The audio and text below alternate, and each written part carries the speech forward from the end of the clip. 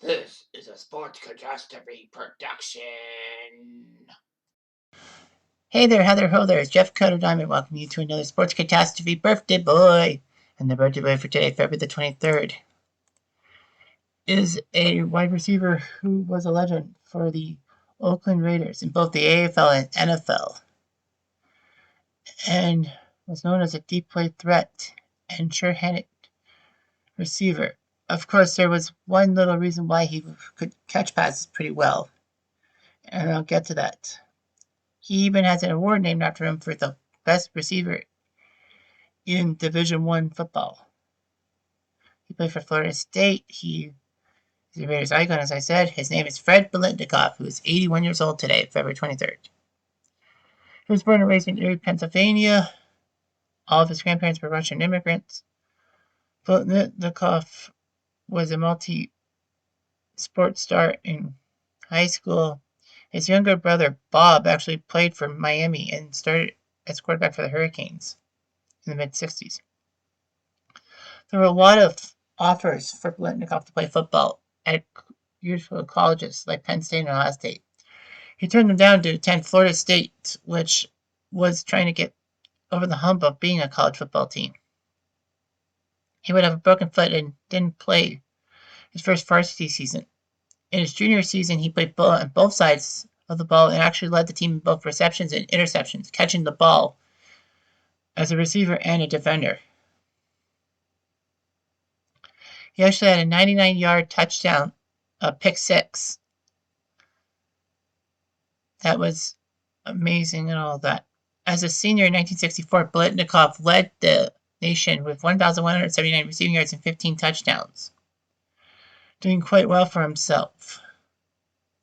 Helping Florida State beat Florida for the first time ever that year, 16-7. They went to the Gator Bowl and beat Oklahoma 36-19. Bilentikoff caught 4 touchdowns that game against the Sooners. He was an All-American, obviously, and looked pretty good in all that. Despite his prominence as a good wide receiver in all that, the NFL didn't take Bilentikoff that high. Well, both the AFL and NFL had the rights to the draft, and Oakland took him in the second round of the AFL draft, 11th overall, and Detroit took him 39th overall. So you can probably guess where Bilentikoff was going to play. He would sign for the Raiders and had 14 years with the Raiders. He was known as Dr. Zhivago because of his Russian heritage. He would catch his first touchdown pass from Tom Flores, who would later on to coach the Raiders. He was a deep threat and had the breakaway speed and all that, and knew the pass routes and all that.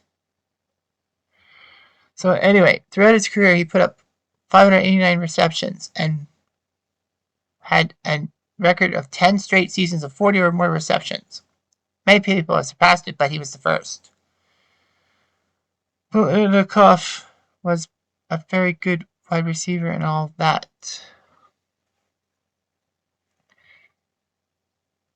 So anyway, he would play his rookie campaign on special teams and didn't stay time on offense till the 7th game of the season. But after Oakland picked up Darryl LaMonica, his production would be huge, getting 5 touchdowns in that thing, and helping the Raiders get to Super Bowl II, where they lost to the Packers 33-14. Bilentikoff, for all his greatness with the Raiders, only had 1,000-yard season. That was 1968, when he got 1,037 yards and 6 touchdowns. In 69, he got a career-high 12 touchdowns. And in the first 5 seasons in the NFL, after the AFL was absorbed into the NFL, Bilentikoff was given 4 Pro Bowl bids. He was a good postseason player because the Raiders were consistently in the postseason. He had 19 postseason games and had the record for receptions, receiving yards, and receiving touchdowns at the time, of course.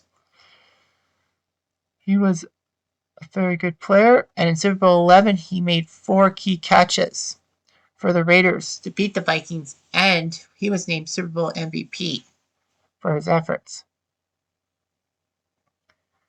So for a while, until Super Bowl 56, just a few years ago. Bilentikoff was the only receiver to win Super Bowl MVP, but didn't get 100 receiving yards or even score a touchdown. So that was kind of weird. Stabler should have been named MVP. So anyway, there was one tiny little problem. Bilentikoff had good hands, but there was a reason why. He popularized the use of the substance known as stickum, an adhesive that players apply to their hands to assist with catching and gripping the ball. He would apply the substance all over his body and uniform prior to a game, and a practice that was later picked up by Lester Hayes of the Raiders after Bilentikoff introduced him to it. So, kind of all that. NFL would ban stickum in 1981. It took him a while, which was stupid. Should have been earlier. I mean, yeah, Bilentikoff, I don't know how good he would have been without the stickum. But yeah, it was a little bit sneaky. Although, it must be said that Bilentikoff, if stickum was the huge popularity it was, Bilentikoff would have been, setting receiving records left, right, and center, but he didn't. Anyway, the Raiders would release him prior to this 1979 season. And then, after a year off, the CFL came knocking as my favorite CFL team, the Montreal Alouettes, picked up Bilentikoff. That 1980 Alouettes team also picked up, David Overstreet and Tom Cousineau from the NFL and got them to play in the CFL, and James Harris, quarterback for the LA Rams. So the Alouettes were plucking these NFL players and all that. Alouettes didn't do so well in 1980. Although Bilentikoff did have 4 touchdown catches with the Alouettes. I'm shocked he played for the Alouettes. I didn't even realize that. But anyway, in the regular season, he played 190 games, 589 receptions, just under 9,000 receiving yards, 76 touchdowns. Pretty good. In the postseason, he played 19 games, 70 catches for 1,167 yards and 10 touchdowns, winning the Super Bowl in 1976. Well, 76-77. He would be a coach. He would be on coaching staff for a few minor colleges and a few teams in the USFL. He even was on the coaching staff of the Calgary Stampeders for a couple of years. And in 1989, the Raiders gave him the job to be wide receivers coach, a job he held till 2007. Anyway, Fred Bilentikoff would have tragedy as his daughter Tracy was strangled to death by her boyfriend in 1999.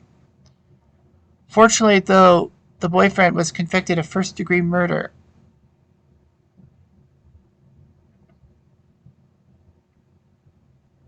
In 2012, he was given life imprisonment.